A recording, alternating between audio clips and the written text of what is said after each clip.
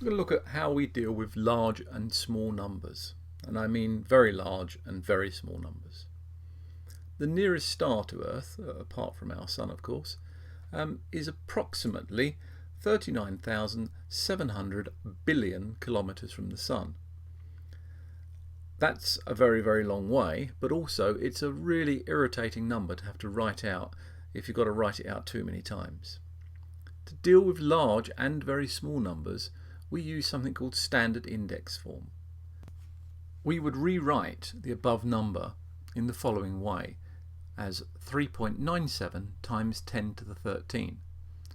As you would expect, there are names to these bits of the number, and there are also rules as to how we decide what those numbers should be.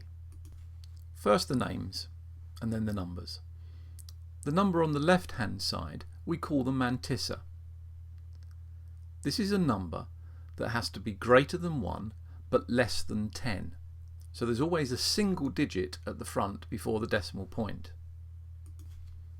The index we call the exponent, and this is the number of places that you would have to move the decimal point to get back to the original number. The 10 is always a 10. So to repeat, the number on the left is the mantissa. It's always between 1 and 10. It's never 10. The number on the right, the index, is the exponent, the number of places we have to move the decimal place to get back to the original number, and the 10 there will always be a 10, so it's always 10 to the power of something. Okay, let's look at a couple of examples. Here's a large number, 23,450,000. The significant digits here are 2, 3, 4, 5, so our mantissa is going to be 2.345, because that's the way we can make a number between 1 and 10. But how many times did we have to move the decimal point to get to this number? Well, it is easy. 1, 2, 3, 4, 5, 6, 7 spaces to the left. So our exponent is going to be 7. So our answer is 2.435 times 10 to the power of 7. Because we've moved our decimal place to the left, the exponent is positive. Let's have a look at a small number now. So this number is 0.00000009. I'm sure you can imagine that's going to be an irritating number to have to repeat too many times. The significant digit is 9, so our mantissa is going to be 9 because that's a number between 1 and 10. Now how many times have we had to move the decimal place to get to 9? Let's count. 1, 2, 3, 4, 5, 6, 7, 8 places to the right. So this means our exponent, because we've moved to the right, is a negative number, so our standard index form number is 9 times 10 to the minus 8. Have a look at those numbers. Make sure you are very clear how we've got to both the mantissa and to the exponent in both cases. Count the places we've moved the decimal point to make sure that you're clear that that's what we've done properly.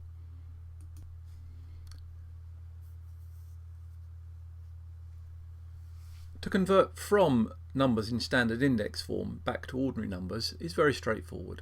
We just do the opposite to the conversion we've just done the other way. We write down the mantissa, then move the decimal point to the right if the exponent is positive, and to the left if the exponent is negative. Let's look at some examples. First one, 3.89 times 10 to the 6. Let's write down the solution and we can see what we've done. We've written down 389. The decimal point was between the 3 and the 8. We then have to move it across 6 places. That is the 8 and the 9 plus 4 zeros, which gives us our original number of 3,890,000. Now let's look at a small number, 4.25 times 10 to the minus 5. Well, we've had to move the decimal point, because it's a minus number, to get it back to where it should be, we move it to the left. So we'd have to move it from between the 4 and the 2, and we'd have to count across 5. So going to the left of the 4 would be 1, and we have to pad it out with 4 more zeros before we can put the decimal point in place. So that gives us 0.00000425. Let's run quickly for a few more examples to make sure that we've understood this correctly. So here's our first one.